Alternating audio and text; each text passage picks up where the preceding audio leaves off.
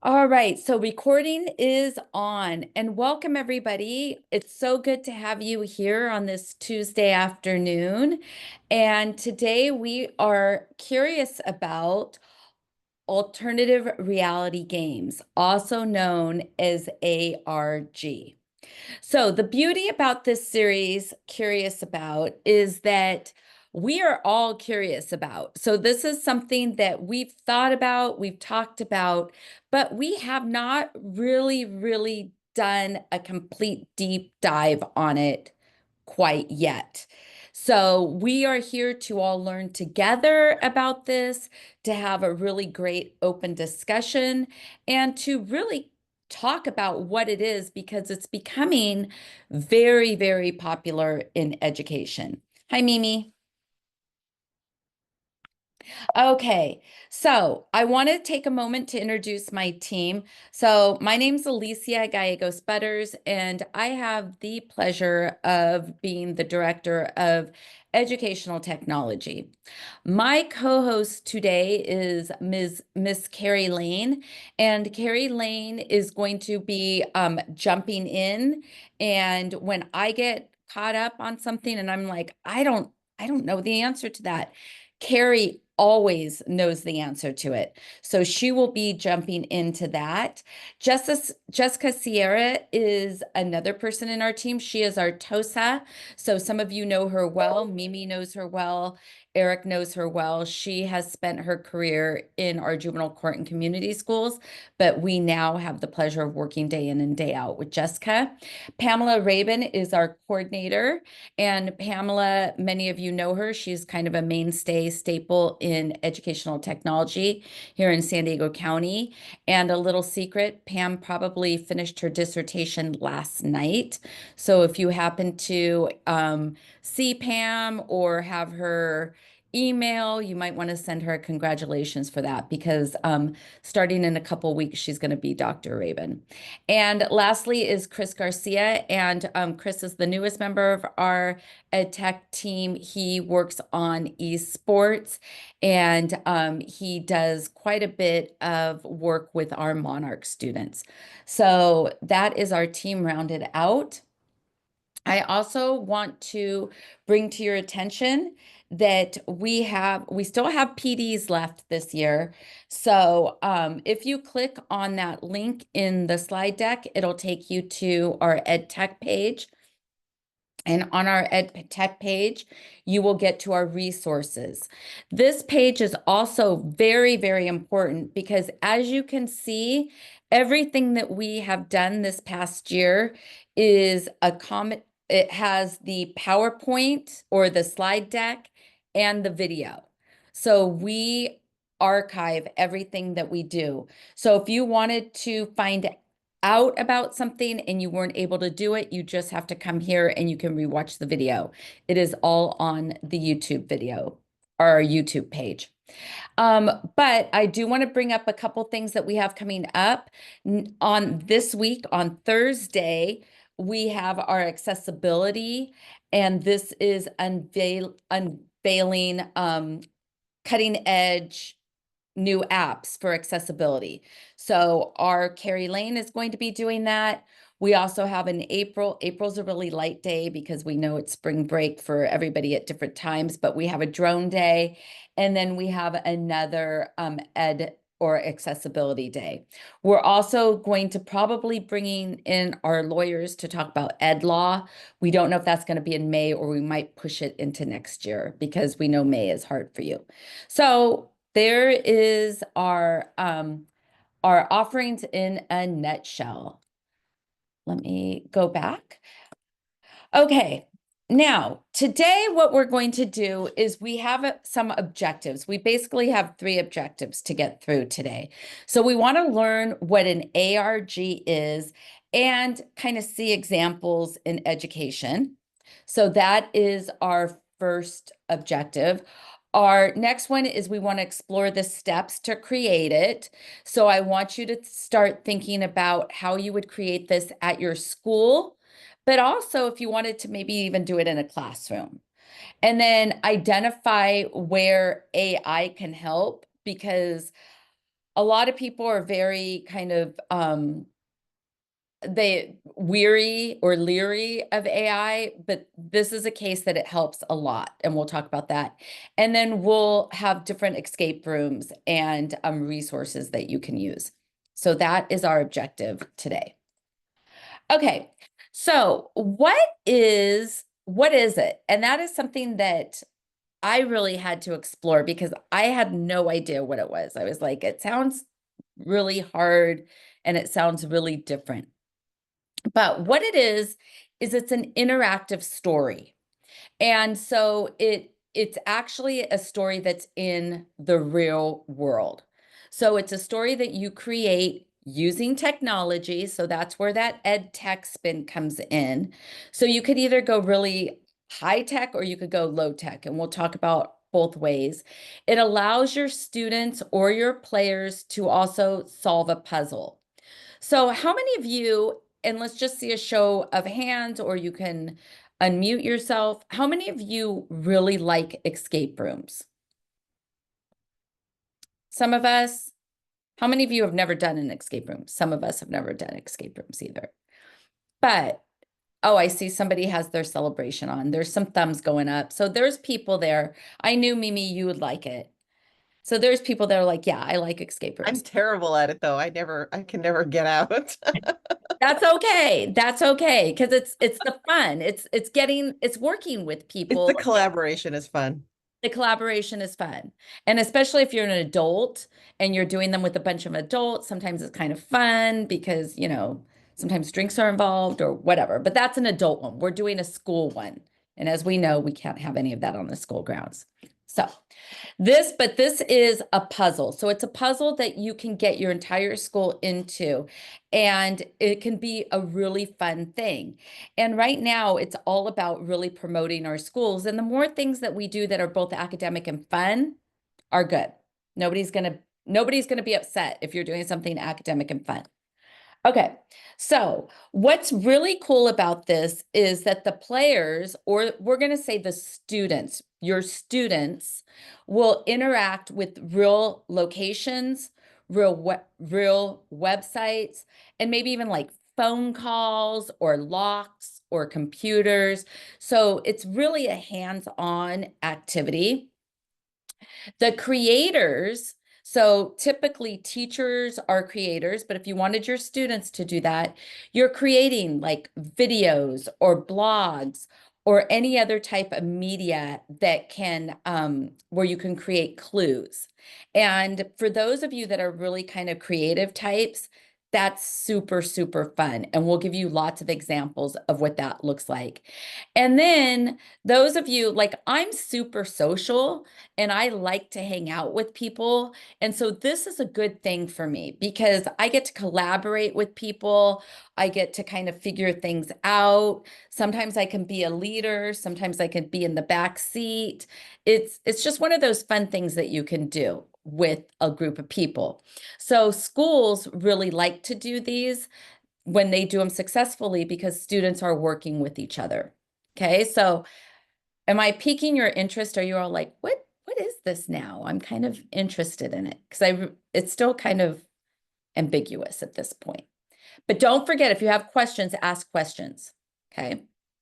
So the benefit of ARG is that it's a fun way to learn.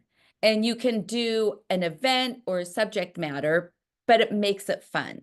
And it makes it fun for all of these things that we talked about. Oops, I wanted to go back. All of these things that we talked about here. It's interactive. There's a lot of fun things like videos and blogs and, just really cool, fun things. And it's collaborative. So all of those things make it fun. So if we go back here, then it's a fun way to learn a subject. Hi, Sandra. And then Alicia, can I interject for a second? absolutely, Carrie. So some of you may be wondering how ARGs are different than escape rooms because a lot of these concepts go across escape rooms and ARGs. The main difference is that an ARG is something you can think of as like an overarching umbrella that is going to be a story that your whole school can tell. And within that, it breaks down into smaller clues, whereas an escape room that you might do in education would be something that you know your students, you have a specific subject, and you're giving them an entire room based on solving puzzles for that subject. And so that's a little bit different, and that's where the real fun comes in, is crafting this school-wide story that then all different subjects can participate in. I love that. Thank you. And so another reason why this is an important skill for our students, because as we know, our students do a lot of work on, or a lot of time on their phones, and this kind of gets them out. They're walking around, they're looking for tools or clues. They are using, in some cases, their phones, in some cases, their computers, but it does get them out and about. And then gamification. Anytime you can you can do gamification with learning, students like that. So again, this gamifies something and they're fun. So those are some of the benefits. Okay, so the planning process. If you are planning to do one of these, what you want to do, and we're going to actually do this as a school-wide event. So I want you to get your mind in thinking about an event at your school. So for example, a school dance or an open house, or if you have like a school-wide breakfast. I remember when my kids were seniors at Claremont High, they would do senior sunrise. So all the seniors would get together and they would go watch the sunrise at Kate Session Park. And they did that like twice during their senior year. So again, you want to think of an event, a school-wide event. Then you want to figure out what that overarching theme is. So for instance, if we were to go with Senior Sunrise, the overarching theme would be a sun, the sun coming up over the mountains, or Borrego Desert or someplace. Wherever you are in San Diego County, you would see the sun coming up over something. And then you want to get the school involved. So especially if you are at an elementary school, you could have the kinder, the first, second, third, fourth grade, fifth grade if you have it, teacher involved. If you're at a high school, you could go by subject. So English, math, social studies, world languages, PE, etc. So you want to think of the theme, you want to think of the event, the theme, the people that are going to be involved, and then you're going to create the clues. And we're going to talk about all this. And then you're going to connect all of that for the big reveal. And the reveal will be something like a big celebration type thing. Okay, any questions? Is everybody following me so far? Okay. Okay. So the game flow. So in order to make this a game flow, you're going to start once you have if you look back here, so once you have your event and your theme, you're going to start developing some like posters, and these are like the teasers. I started teaching in 1991, and back then we called it like an anticipatory set. And I know we're not supposed to call it an anticipatory set, but you want to think of the opening as being like that anticipatory set and kind of that invitation for this ARG. So it's always a good thing to maybe make a big poster with that theme and put that around the school. So students are beginning to think of that. And then there's going to be clues. So again, we talked about if you're at a high school or middle school, you have PE, social studies, math, language arts, science. If you're at an elementary school, you want to think of, you could do it by grades. You could do it by different pods. When I was a teacher in Carlsbad, I had villages. So we could have done like village A, village B, village C, village D, and kind of like almost becoming a competition who can make the best clues. So again, you want to think about how do you want to break up those adult or those teachers who are making those clues. And then we suggest using Google Forms, but you can also have physical things as well. But if you're doing something school-wide, Google Forms is a really good way to go because it doesn't limit everybody if you were to use like a lock. So if you have a clue as a lock, if you're a big school, you may have students who figure out like, oh, I need to go to this lock and try this clue out. And then you would have a line of students. But if you have Google, if you do things on Google Forms, then people just log into their own Google, like, and they look at the URL. Does that make sense? And then the big reveal could also be like an envelope. So if you wanted, like if somebody had all the clues, then they like the final clue is go to Dr. Gallegos's room to get the envelope, and then I could hand them an envelope and that would be the big reveal. So you want to decide, what is that big reveal? Okay. Any questions so far? Also, when you're thinking about ARGs, they come from originally an idea of marketing. And so they're used to get people really invested in products often by having mysterious kind of cryptic messages. And so as you're thinking about those openings, Alicia mentioned having like a poster. You could also have some kind of physical invitation where if people are perceptive enough to pick up on like that there's something new hanging in the classroom, then they get an invitation that kind of invites them into this secret mystery. And so you're really gaining that appreciation and anticipation for the game just based on that mysterious and cryptic opening. Yeah, I love that. So again, get really creative, especially with the themes. And the themes will determine how you move forward. Okay, so step one, we kind of talked about it, but step one is decide on the event you want to host an ARG for, set the date, develop a timeline, and decide on a big reveal. So what I would like everybody to do is take a moment, and in the chat, what I'd like for you to do is just go ahead and do a quick little chat on if you were to do, let's say you have to plan an ARG today, what would that be? So think of either, it could be something in your personal life, something in your school, but think of what that would be and put that in the chat. I know what mine would be. I'm going to put mine. Oh, coral reef, love it.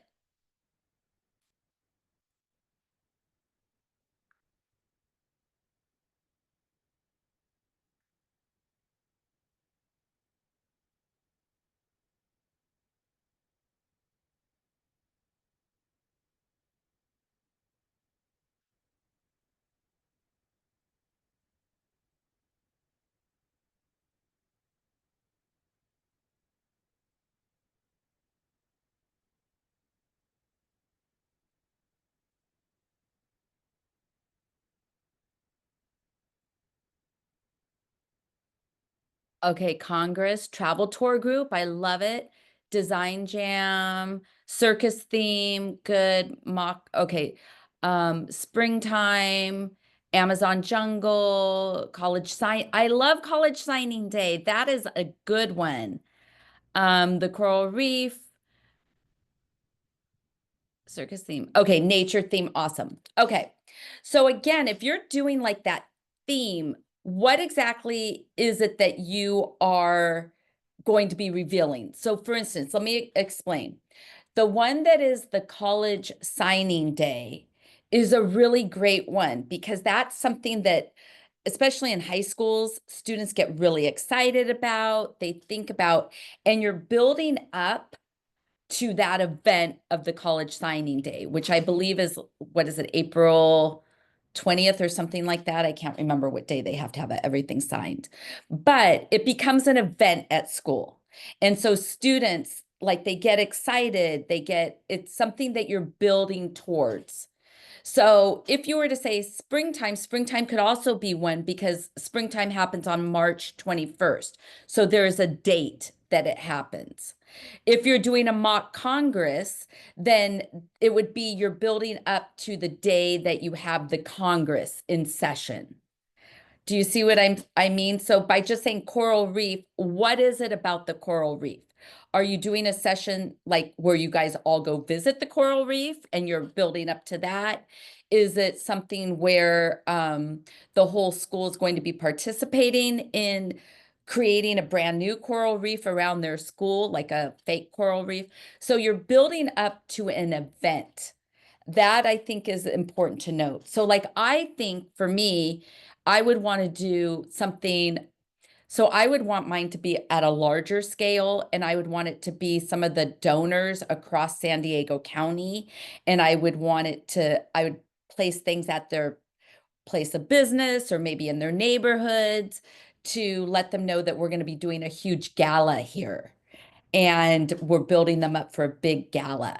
So a big dance that we would have so we can earn money for this building, something like that. And the big reveal would be like, oh, it's a masquerade ball.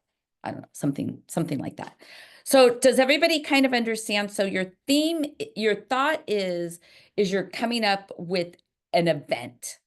So it's something like a dance or I loved the college signing day. Or if you wanted to do like, suppose you do a big thing for, spring fling or something like that. Okay.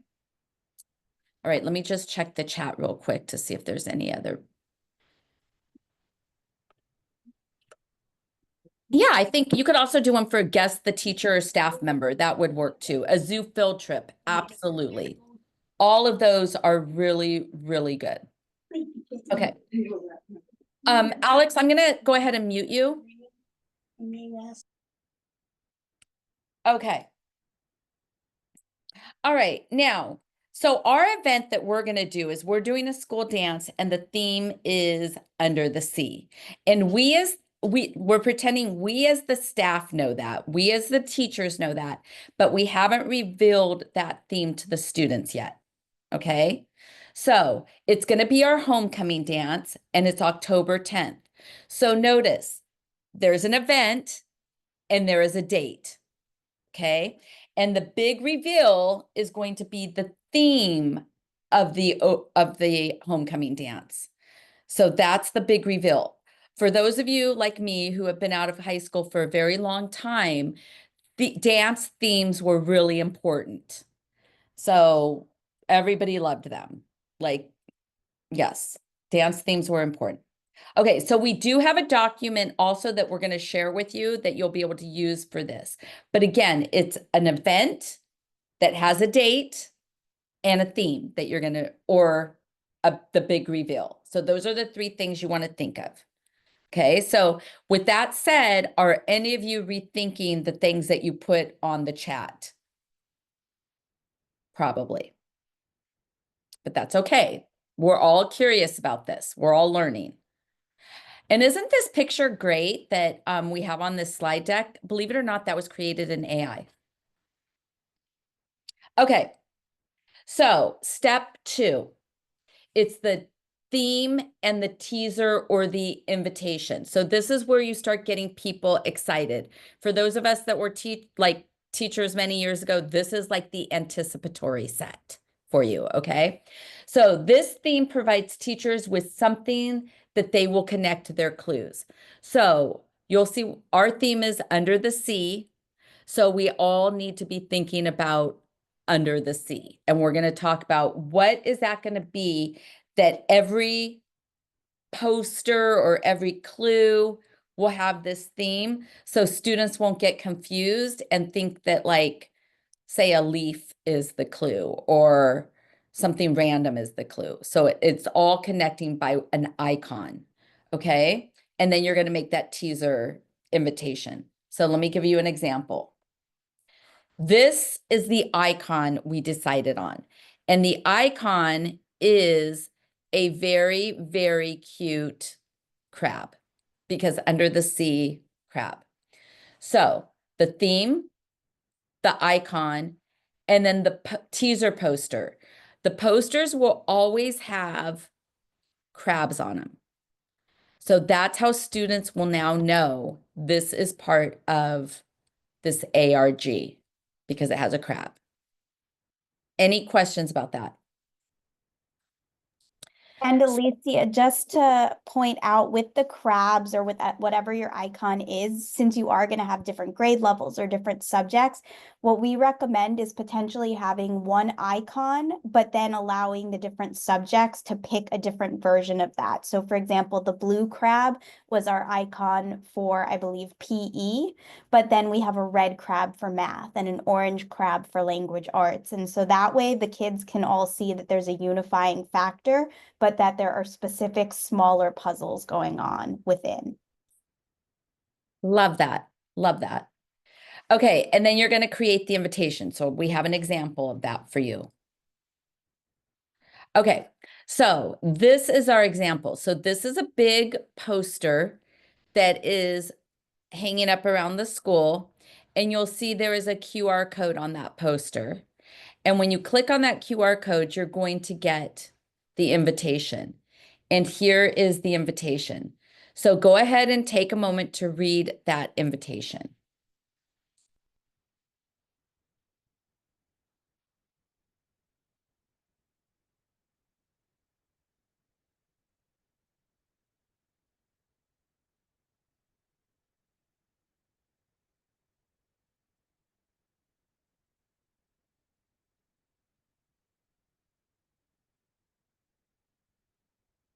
So that, you know what this reminds me of?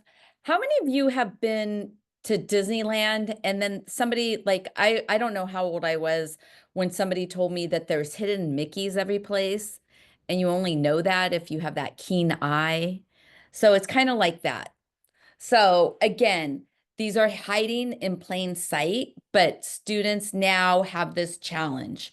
So students have used their QR codes. Most of them have used their phone to see that QR code, and it's open to this. And now they're on the hunt. Does that make sense? Oops. Does that make sense? Any questions so far?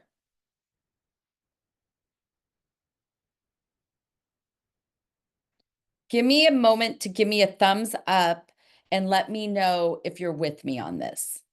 If you're feeling like, okay, I'm getting it, I understand. Good, people are with me. There's something in the chat. It makes sense. Thank you, Teresa. Okay. All right, thank you. Thank you. Okay. Now, step 3. Step 3 is where all of these are our AI teachers. And I love this video because, or this picture, because what you're seeing is they have a map of the school. So they're plotting out where they're going to put their posters. It's very interactive for the teachers as well. And they are beginning to figure out what each subject area's theme will be or clue will be. And as Carrie mentioned, each one would have a color. So for instance, math could be red, and I was a language arts teacher and green is my favorite color, so I would want the green crab. But you know, PE could have blue. And so again, everybody is collaborating here. So it's getting a way for teachers to do that collaboration. And they're also figuring out how to make everything fit together. So again, this is a planning stage. This does take some time. It's not an easy planning stage, but it is something, it's not hard, but it's something that takes time. And we have a document in here that has samples of how you can plan for clues as well. Okay. Okay. So again, this is once you, like if I'm an English teacher and my English teachers and I are getting together, this is what we have to do our clue. So we're going to create our own poster and our own QR code. And then we're going to have the different content.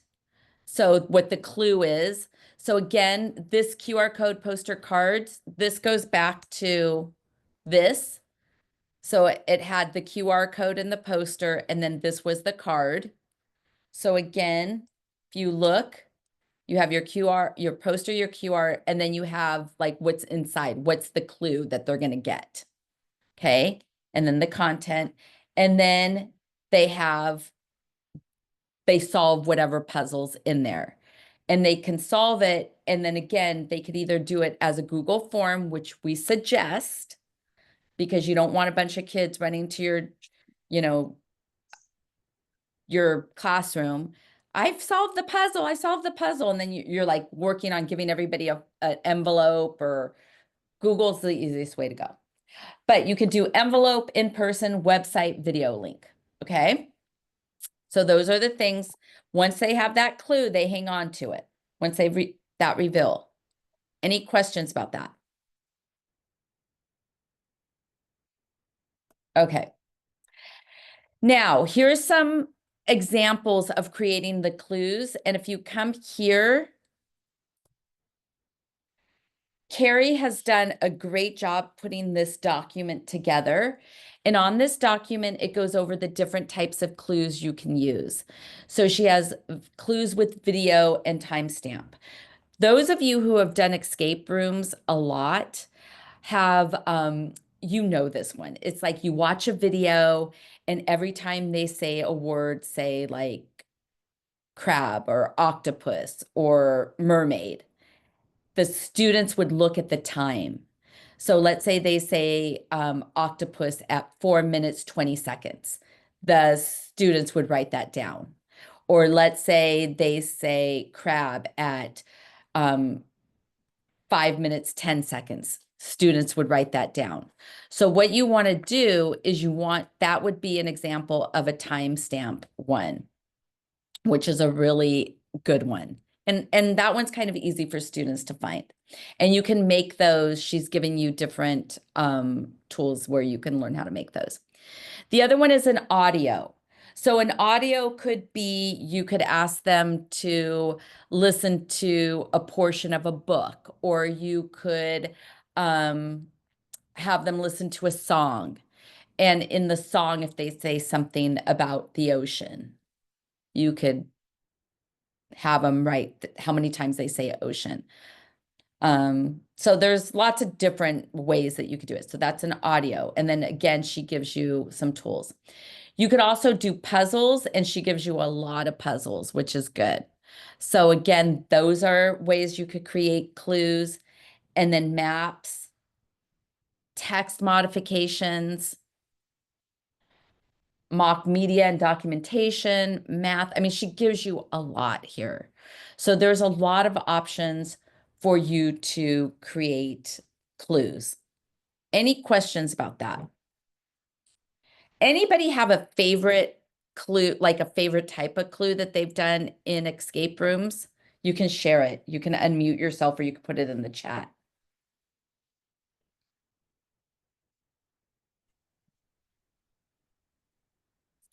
I did an escape room about 4 years ago. I think it was around Claremont Mesa. It was very professionally done, and they really locked us in. And it was my son, son-in-law, and foster son. And we had an announcer to help us with the clues, and some of them were very specific and actually science-based. We had to look in the microscope to find a clue that would allow us to go to a certain part of a room, but we had to know, like, the atomic number of something. So I don't remember asking for something that specific, but I remember it was very, very specific. But the fact we all five had different backgrounds kind of helped a lot working together. Sometimes we really do need a little help, though. Yes, that's why it's good to get a different group of students working together, because everybody has different skills. Carrie does one for her escape room that the students love. And it's that cabbage one where they have to put different liquids into fermented cabbage, and it changes colors. And then the students have to put them in order based on the colors. And then they look at the jar, at the bottom of the jar, and see that it spells out a word. And it sounds complicated, but every single student gets it. So students do really good at this. Yes, Carrie, she's unmuted herself, so that means she wants to talk. I was also just gonna say that when it it might feel complicated when you're deciding on your clues, but what I've found when doing escape rooms, and this would totally apply to ARG, is once you find a clue that you really like the way it flows, you can really apply it to any subject or any event that you're doing. And so if you find a flow that works, then you can just do that same thing, but with different content. An example, we have one where basically we just have questions and answers on a whiteboard, and you erase all of the correct answers on the whiteboard until one word remains, and that's your clue. And you can do that for any subject. And so once you find something that works, you don't have to remake the wheel every time you're planning on doing an escape room or an ARG. Very cool. The other one the students really like because it's noisy and it's they have to pop a balloon, but they have to figure out the color of the balloon they have to pop because the clue is in there. And students love that. So again, coming up with those clues can be really, really fun. It does push your creativity to a place that for some may feel uncomfortable. I know for me, it feels a little uncomfortable, but I like to do it. It's fun. Okay, let me go back. Can I ask So, a yeah, quick oh question? yeah, of course, Eric. Have you ever thought about, well, obviously, having teachers get together to design the clues based on, the classwork that they're teaching and then mix kids like that? That would be the most ideal way to do this. I love that suggestion, and I love that you're seeing how ideal that would be. So yes, if you are an English teacher and you're doing this for say the 10th grade, and you know that all 10th graders are reading oh, I don't know, what's on the 10th grade reading list right now? I don't know, a book for 10th grade. And they have to, you could do a clue for that book. Or if you have them doing a different type of writing. Yes, Kristen, are you So, gonna? um, my idea with the tour group is that I'm a history teacher, Uh-huh. and so I would equate it to the historical facts because fun fact I know is that escape rooms started in Budapest, and so I would have it be like the end place they have to get to is the very first escape room, but I would have it tied into like we're gonna go through like a World War II adventure, like escape room type of thing Oh, I love that. to get there. So they'd have to learn the historical facts to be able to get to the fun fact of here's the original escape room in Budapest, Hungary. I love that. And you learn something every day. I had no idea it started in Budapest, but that makes sense. So, okay, so the clues. So you would want to come up with those clues. And this is where AI comes in very, very wisely. So you can also ask AI to help you with your clues. So that's another thing. So I know that Carrie doesn't do that because she is a whiz at this, but I do because I'm a little newer to this. So for those of you that are newer, it's a good way to kind of start your clue making. Okay, step 3. So again, you'll see here's examples of the different posters that could be created. So again, you have red, black, I think that's orange, white, and blue. And so each one has their sub posters all around the room or all around the school. So students know that anytime they see this crab, it is for the theme. So during lunchtime, you have students running around looking for all these posters, using their phones for the QR codes. They're getting those clues. They're signing into their their Chromebooks to get into Google to answer the questions. So you're really seeing this group of students work towards this common goal. Sounds fun, huh? I think it sounds lots of fun. Okay. Okay, so step 4 is the clues. So here's the clues are going up. And I'll give you a second to read it. This is one clue, an example from language arts.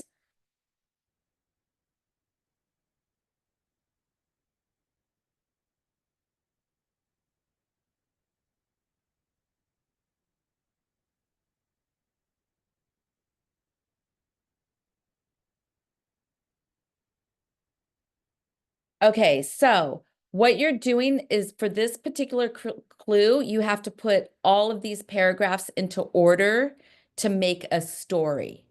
And then what you'll notice is that there is one word in each of the stories that is in red, an entire word, and the students have to be able to pick up on what does that mean? What is going on there? And what they'll notice, it might take them a couple times, but what they'll notice that if they, once it's in order, they'll start to see that the first letter of each of those words spells the word crab. So then they can go to Google Form, and type in the word crab, and it will unlock their clue. Does that make sense? So that's an example. This is another example. So these are the math posters that are all around. So each one of the math posters that's around the school has a famous mathematician. So, and it tells a little bit about that mathematician. But in each one of their names, you're going to see that the R, A, D, IUS is all highlighted or all in red. And students have to figure out that that is radius. That's the math clue. And then they put that into the Google form. Okay. And then we're going to talk about how to create the locks in Google Forms. So any questions so far?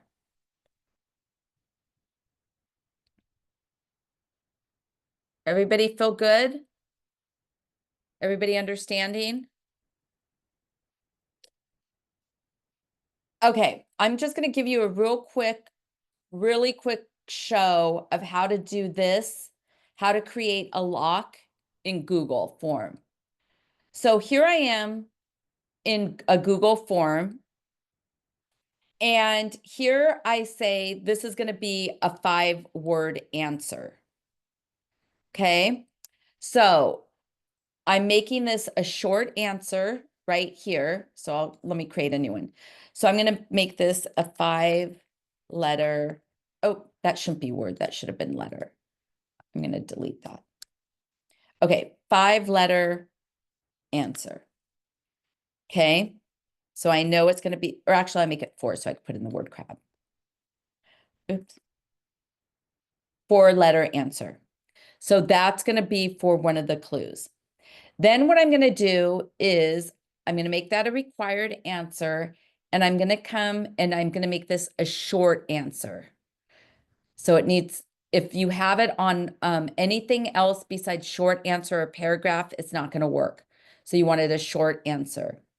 You're going to come to these 3 dots, and you're going to come down to where it says response validation.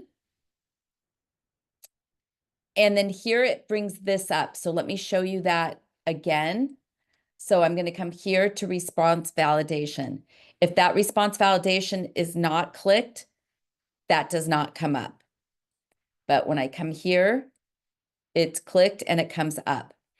And instead of it, it's always going to default to number, but I'm going to go to length.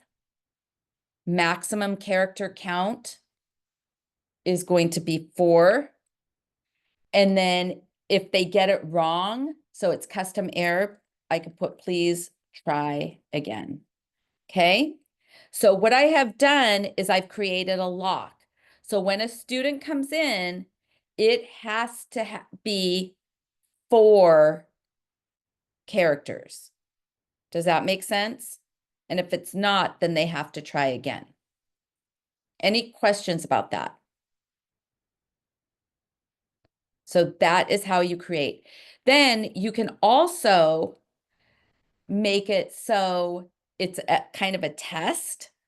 So you can come to settings, make this a quiz.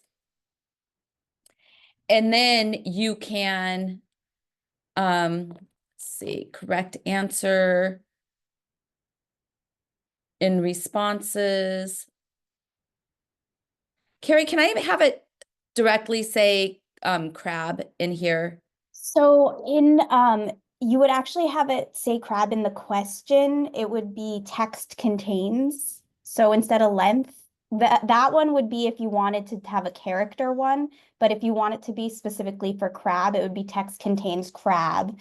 And then usually we'd recommend in like the description, if you go to the three dots and add a description, then you can say like no capital letters, or if it's a number, no spaces or no commas, something like that, that gives your students a clue to exactly what you're doing. And then that would be for text, and you can do one for numbers too, and it would be number equals. Thank you. So that is how you create the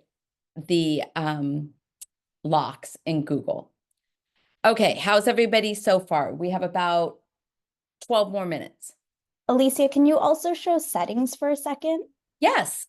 So within your settings, if you go to the presentation section, you can also, and this part is really important, you can make a customized message that the confirmation message is editable. And so that's where you can put something like, congratulations, you've gotten your language arts answer correct. Like, keep on going and collect all of the clues for this escape room or for this ARG.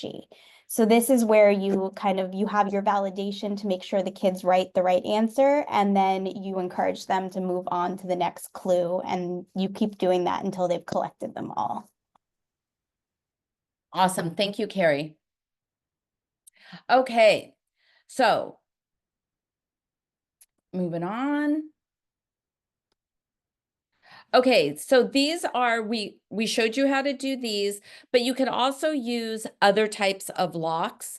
So we have the manual locks as well, but again, that we recommend if you're a smaller school, because for a large school, especially a high school, you would have students lined up with the locks. So, but we do have locks, and most of these locks we just bought at Home Depot. So Home Depot has an entire section of locks that you can use. Okay, and then once all of that is done and the students have collected all the different clues, then they're able to do the big reveal. And so the big reveal could be Google, it could be bringing all their answers to a teacher. So if you wanted to have them bring all their answers to their homeroom teacher to kind of eliminate, and you want it in person. So again, you want to decide at your site what that big reveal is going to be and how you're going to do it and how exciting that is going to be.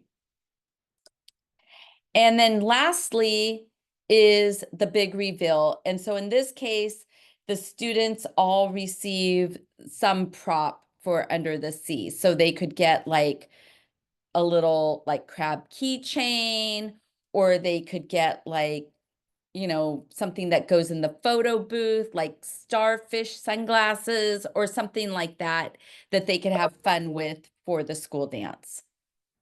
Okay. And that is how it's going to look.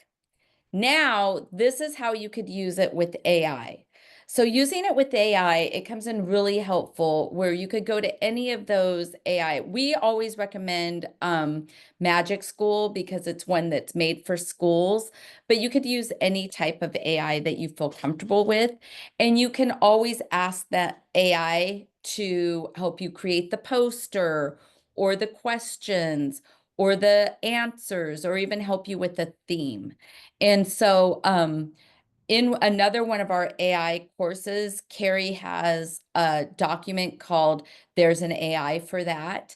And that would be a really good one to kind of look at to see, okay, if I'm going to do this all kind of using AI as a crutch, this is the one that I'm going to use.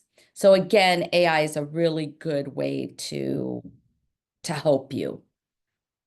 I know I need it when I create these. Okay. And of course, Carrie and Pamela have created these templates for you. So, oops, let me go back. If you click on them, let's see. if you click on it, it's just a really good way to help plan for this. So if you wanted to do it school-wide, it is one that if you wanted to make a copy of it, then you could customize it for your own school. If you wanted to change it around, use this as kind of like a template. And then lastly, that's our last thing to show you. So we have about 8 minutes to open it up to questions. So any questions or any comments or any discussion that you would like to have about this?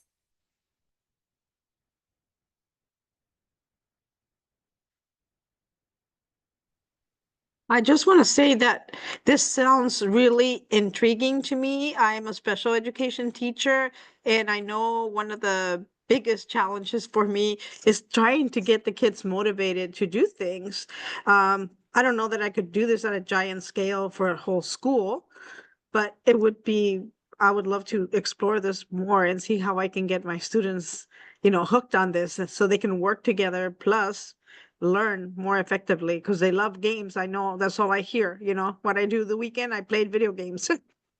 Yeah, I think this would be amazing. And again, we all know that students learn differently. We all know the theory of multimodality. So if students are using their audio and kinesthetic and they're mixing all those modalities, they're going to learn something better, or they're going to retain it longer. So using something like this falls right into those learning theories for our students.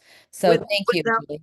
Oh, you're welcome. Without going into details, what other thing can I do that is not escape room? What Well, else could I do to make something into more like a game, interactive game? yeah, what I would do is I would probably look into our professional developments because we've done things on escape rooms at a smaller scale. We also do our experience create facilitate, which actually is a 2-day process that walks you through creating them.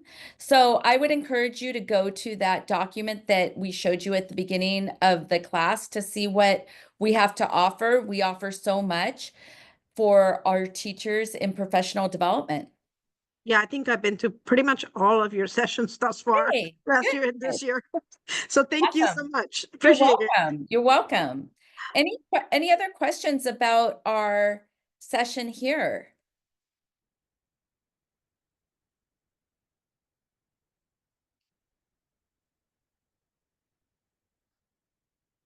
If there aren't any